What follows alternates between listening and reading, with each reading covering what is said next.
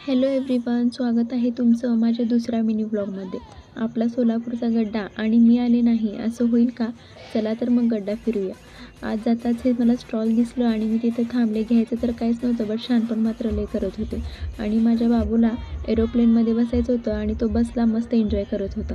आणि नेमकं या खेळणीचं नाव काय आहे हे मलाही माहिती नव्हतं आणि त्यालाही माहिती नव्हतं, पण घ्यायचं होतं हे मात्र नक्की. त्याला ते घेऊन दिलं आणि तो खूप खुश झाला.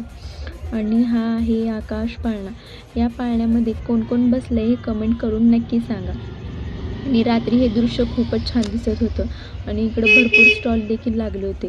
आणि माझ्यासाठी मी ते घेतलं आणि मध्येच लाईटीलाही गड्डा आले आणि लाईट निघून गेली.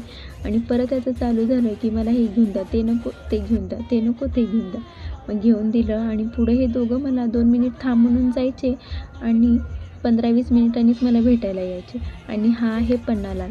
या पन्नालालला विचारलं की इथे सर्वात लहान मुलगा कुणाच्या कडेवर आहे तिथे जाऊन उभा राहा. आणि तो बरोबर आमच्या जवळ येऊन उभा राहा, इतका हुशार होता. आणि यालाच म्हणतात बघा पैसे देऊन चिरून घेणे. आणि मग आम्ही पिपाणी वाजून गड्ड्याचा शेवट केला आणि घरी निघालो.